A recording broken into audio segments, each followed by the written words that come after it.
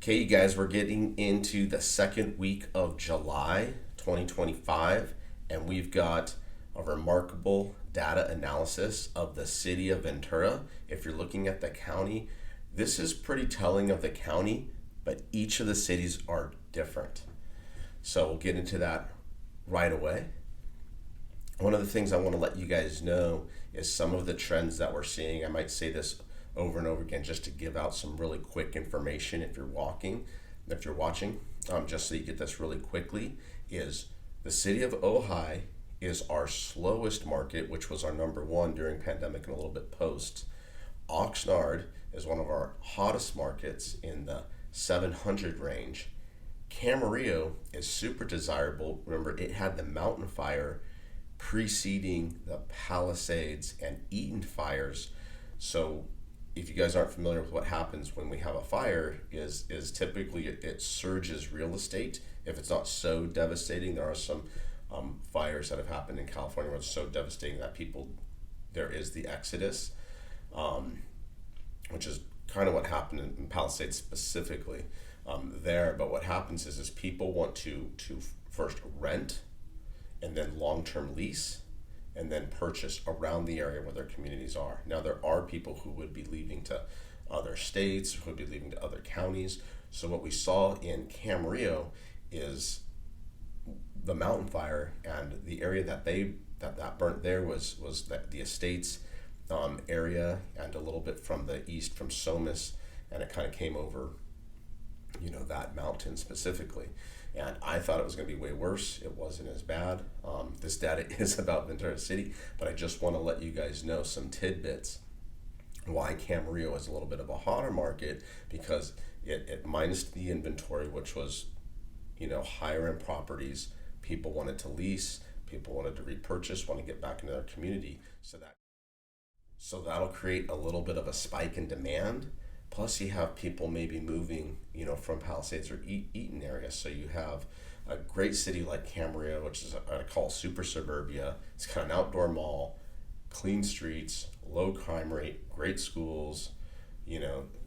Still semi-affordable for California. 900 to 1.2 is probably a good medium, a really nice home there. They do have some homes and condos in the 7 and 8s. But there's not as much inventory there, so that's why it's the hottest market. So probably go Camarillo, Oxnard, Ventura, then Ojai. Port Hueneme, we're gonna clump that up with Oxnard. Simi Valley and Tio, technically they're Ventura County, but Tio's above the grade. Don't really want to pull that data from there. Simi Valley's kind of its own little place outside Greater Los Angeles area. It really could have been kind of in their gamut, but it fell on our side. But you got to go through Santa Rosa, so you'll notice a lot of my videos, I'm going to not just grid out by where the boundaries are, but there's these natural geographic lines too. I'm really into geography, nature, natural sciences, and how that affects home values. And to get back to Ventura, let's get back to Ventura, where this data is going to come into play, is we have what is a city center, which is downtown, right off the coast, but then half of that city center would be in the water. So we're not going to have typical rules of thumb that you might have like in the Midwest or some of these inland cities, where you build a city center and then natural progression of suburbias kind of develop around that city center. We're kind of right there on the coast, so the high desirability is really close to the city center.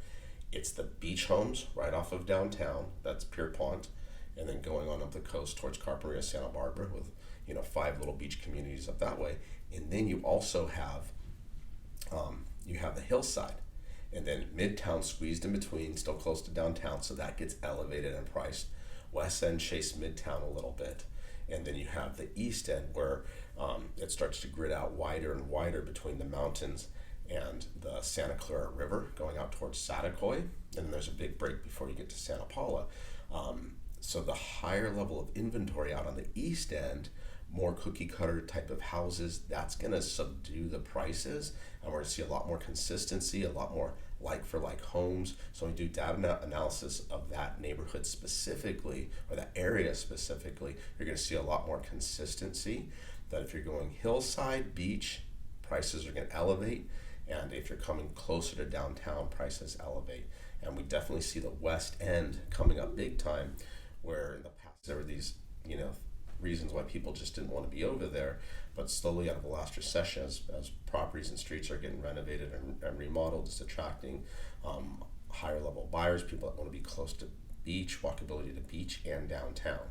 So those are real positives for Ventura. And that's basically the city of Ventura in a nutshell. So I'm glad I gave you that little overview of how does Ventura as a city measure up in the county, and then also what are these different neighborhoods and what is this data really going to mean. So to start things off, what's really significant about 2025 is that our data is about four times as much units for sale, everything mobile homes, condos, townhomes, single family homes, majority of single family homes, but all of those units for sale is four times as much as it was when I would call the post-pandemic rate hike, when those rate hikes, maybe it started about 6 months after we were clear from the pandemic, on to like maybe about a year and a half of thin inventory, 2022, part of 2023, before we really started seeing some wrinkles in this real estate market. I started seeing them. I work in all levels, but I really like working at that entry level, 8 to 1.2. That's where we see a lot of activity, even as far out as Winnetka. We're seeing these affordability houses for people, maybe doing the move up from a condo to a single family home, and then those sellers moving up to more luxury. Semi-luxury would probably start around 2 million. Really significant price points, because we really see some inflection points with this data. So what you've got to know is it's four times as much data as we saw in like the 2022, 2023. We had like 54 units for sale. Now we have 204. We hit 209 about 6 to 8 weeks ago, and that was pretty neat that we hit the 200 point, because on the buy side for affordability, you want to see prices kind of level off, maybe come down a little bit, but you want to see, can we get those properties? So hitting that number was a really big deal. Last month we were in between 2 and 209, but for pendings we saw 92. This month it's 83. So we're seeing a little bit less in the absorption properties under contract, but it's still a pretty significant number. What we saw go up were the closings at 69 units in the month of June. So we've seen data build, and we've seen inventory build, and we've seen escrows keeping up with it. Now we're talking about units, but what's going to be really interesting right now is the price points. So I'm going to go through these price points, and I'm going to give you the active, the pending, and then the closed or sold. Now pending, I'm going to group together in escrow would be anything active under contract, and anything that's technically pending, which would be after the contingencies are released. We're just waiting to get loan docs signed and closed. So that's pending. Pending is 90% done, 85-90% done deal. Active under contract it's under contract, so it's technically not on the market, but the buyers for whatever reason may back out of that. So those are active are active listings, what's available, pending, and then closed per month. And in another video we'll analyze all 6 of these, but I'm going to give out some tidbits of what we saw in this past 6 months. I'm not doing a year over year, because year over year data, people, if it's a good month over month, we're better, that's positive. If they say month to month and it's positive this month, then they give out the positive data. We've been seeing that the last 2 years, and we've been seeing entities, people, brokers post things that are always in the positive, even when, if you're looking at all the data, there's some negatives. And that flattening out or declining or reduction in prices, that's good for buyers. Buyers need to hear that information and know that they've got a shot. I always talk about this magic window, is that as we see prices decline and come down a little bit, and eventually when we see that rate drop, there's going to be this magic moment where you've got rates down and prices down. I'm not one of those that says, oh, there's going to be this flurry of people, we're going to have like a spike right back up again. No, long-term inflationary or monetary policy, for sure, we're going up that way. But I don't really see crazy frenzy happening. I see we've got a lot of economic turmoil to work through, and I feel like we're going to be relatively flat, little reductions, a little bit ups, but relatively flat for the next year and a half. And here's why: we've kind of hit the peak of affordability. So as the price comes down, it might go up a little bit, but if the rate comes down, the price will go up a little bit. So we kind of have this balancing out where it's really going to be kind of like this, but on a flat. But when that's long enough, over 2 or 3 years, the next one's going up. So it really is a buyer's market now. It's time to buy. This data is really important. I'm getting into it right now, I promise. Sorry about the cliffhangers, like hang in there. I'm gonna go right into these price points. I'm gonna go from 600,000 and by 100,000 increments. As we get close to $1 million, it'll be 200,000 increments. Then we'll get into $300,000 and $400,000 increments until we get to 4 million and up. And there's going to be 2 very significant inflection points. So listen for these. If you're studying the market, this is really going to help, because you're going to be able to anticipate where those price points are and where you want to be shopping. And there's different reasons for this, but it's going to be very telling. So up to 600,000, which is typically like your condo, potentially a mobile home, townhome, entry-level homes. A lot of people own these as they'll own them as rentals also, and they sprinkle out about Ventura, different ups and downs about the different neighborhoods, and we can get into that. But up to 600,000, there's 32 actives with 15 pending and 18 sold. So the pending is 15, sold is 18. Put them together, it's really close to 30, 32. So the absorption is really good there, but they don't have sorry, I keep swiping those notifications. But it's not like a perfect, but it's happening. The absorption's happening. So then 600 to 800,000 is 28 actives, 18 pendings, and 11 solds. Again, that's really strong, hitting about that 30 mark on both pending and close as opposed to actives. So we know they're getting absorbed, and we know that they're closing. It's a little bit of a decline number, so you're starting to see that active kind of build up a little bit, as opposed to that data that we saw in February and March. It was more like straight across, like 10, 10, and 10. So then going into 8 to 9, this is one of our strongest markets. In Oxnard, it's 700 to 800,000. That's a very competitive market. Here in Ventura, it's 8 to 900, but particularly the 8 to 1.2 starts to taper down. So listen for this. So 8 to 9 is 19 actives, 18 pendings, and 6 closed. So that closed looks down. I think that's just a blip in it. You've got 18 pendings, so it's going to go right in. So it's going to absorb that 19 relatively quickly. So if you're a seller in that instance, and you've got an $850,000 property, and you're at 9, so you're the one not selling. So you've got to be priced aggressively, but it's still, there's a demand for that price point. And then we're going 900 to 1 million. You've got 14 actives, 5 pending, 14 closed. So, it does a little bit of, down. The absorption wasn't as strong there for whatever reason. Just like the 6 on the close, I think that's just a blip. There's a lot of activity happening as far as the closed. Those are just really flip-flopped per that month, but we're seeing very consistency in that price range. Now, for the 1 million to 1.2, we've got 22 actives, 10 in escrow, and then 9 closed. So kind of flat, a little bit down this way.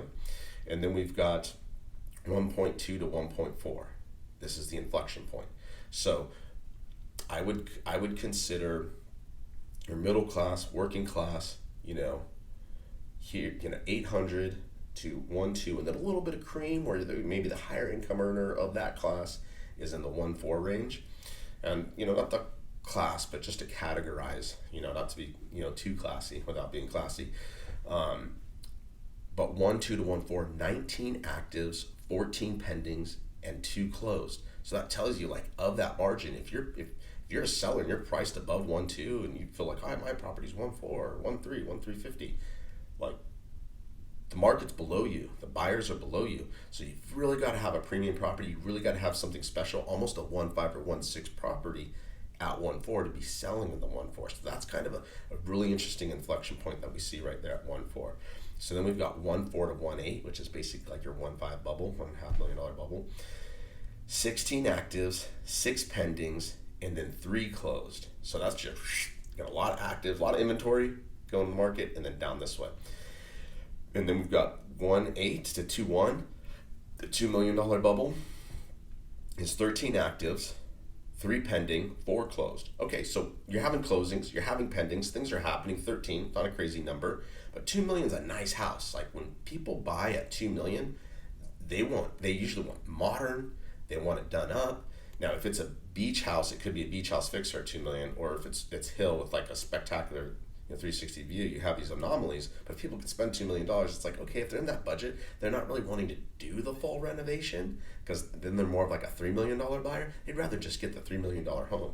So especially in luxury, like the luxury buyers right now, you guys are getting huge discounts from where the projected pricing was. So that 2 million is a huge inflection point. Watch what happens at 2.1 to 2.4. So 2.1 to 2.4, 7 actives, 2 pending, 0 closed.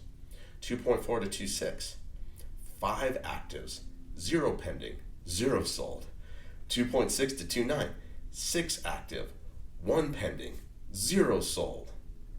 2.9 to 3.5, 3 active, 1 pending, 0 sold. 3.5 to 4 million, 5 active, 0 pending, 0 sold. 4 million and up, 7 pending, 0 active, 1 sold. So once you get above 2 million, you basically have, let me just look at this real quick, 12, 18, 30, almost 40 properties with 4 under contract and 1 sold in that month. And these results aren't far off from what we were seeing the past 2 and 3 months, maybe a little bit more absorption when the inventory was thinner because it's been thickening up this whole year. So what's a point to watch out for is in the future. So if you're watching this before September, October, November, like those are typically the buying seasons. There's almost no shopping going on between Thanksgiving and Christmas. But there's also not a lot of listings going on there either. People really don't like to list in November, but the people who want to sell, if they're motivated, they're going on in October or September, they better be pricing correctly. And if they are, they're going to be coming underneath those that are sitting. So either the ones sitting there, if they're really motivated, they're going to drop their price or take one, while no one's looking, they take that lower offer and all of a sudden it goes on 300,000 under, 500,000 under. So the motivated sellers are going to be giving their properties away in the luxury market this season. That is huge. That's my prediction. There's almost no activity happening there. Now, of course, we live in an economic world. Things can change. If something different happens with the tariffs and ends up in the administration, it doesn't come down as harsh, it doesn't enforce or retroact these tariffs. If the JOLTS reports and the CPI come in where most people want them to be to see that the interest rates drop, or if they change out Powell for the other guy, who knows? Those interest rates could come down. So we're not counting on them coming down. No, I've accepted 6.5 to 7 on the mortgage interest rates. The Fed's funds rates are going to probably be around 4. But when they drop them, eventually they will. We'll see something significant change. That's the kind of thing where we see this decline in pricing that could save it, or at least taper off. Now, what's really interesting is in the luxury market, I don't think the luxury market is and from what we've seen the last 3 years, it's not as sensitive to these interest rates. However, tax benefits could be, growth could be. So there's a lot of very turbulent times where we have, some evidence and data in the large economic market signaling, things could be very bullish and going up. And then we've got these other reports pulling it down. I think everybody's kind of waiting for that shoe to drop. There's enough, negative talk about debts. There's enough negative talk about job decline, immigration, not enough workers. Maybe costs going up, but can people really pay to have prices go up if that's demand? And if they can't, you have a pullback. All of a sudden, the services start to lose. You start having job cuts. Those JOLTS reports go down. They cut government workers. They're doing immigration. All of these things are happening, and it's our job to just kind of read how is that going to dictate what's going to happen with the market. So if those things happen, you get a negative JOLTS report, that could really influence the feds to bring the interest rates down so that you taper off. So we still have time for that soft landing.